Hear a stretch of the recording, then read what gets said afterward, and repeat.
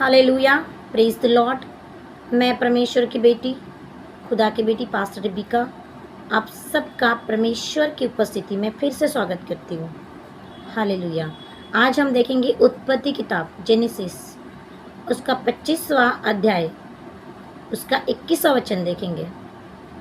देखो कि इसहाक ने परमेश्वर से प्रार्थना की थी जब उसकी पत्नी को गर्भ नहीं ठहरता था। हालेलुया। देखो, इसहाक की पत्नी तो बांझ थी, सो उसने उसके निमित्त यहोवा से विनती की और यहोवा ने उसकी विनती सुनी, सो उसकी पत्नी रिबका गर्भवती हुई। है ना। तो मेरे प्रिय भाई बहनों, आज अगर आपकी पत्नियों को गर्भ नहीं ठहर रहा है तो आपको परमेश्वर के सामने जाकर परमेश्वर से प्रार्थना करनी है, विनती करनी परमेश्वर से। जब रिबिका के लिए इसहाक ने प्रार्थना की तो वो गर्भवती हुई, उसकी कोख में गर्भ ठहरा और उसने बच्चों को जन्म दिया। उसकी कोख में 2 बच्चे थे। समझ रहे आप बात को।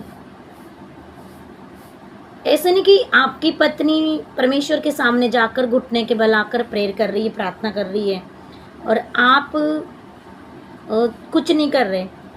देखो कि जब रिबिका बांझ थी, उसको बच्चे नहीं हो रहे थे, तो उसके खुद के पति ने उसके लिए स्टैंड लिया।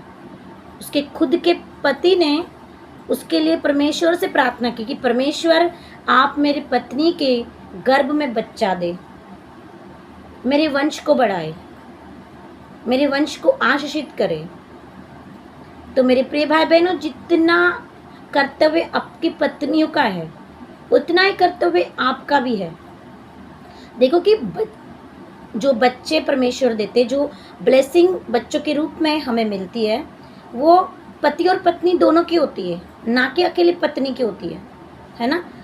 तो हम दोनों को परमेश्वर से, यानी कि पति और पत्नी को दोनों को ही परमेश्वर के सामने निवेदन रखना है और प्रार्थना करनी है। क्या करनी है?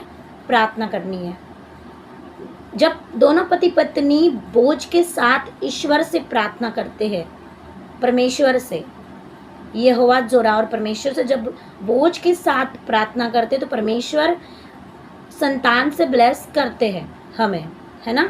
तो ज़रूरी है कि हम दोनों परमेश्वर से प्रार्थना करें, प्रे करें हमारे संतान के लिए, सारी बहन भाइयों के लिए। ये कहना है मेरा।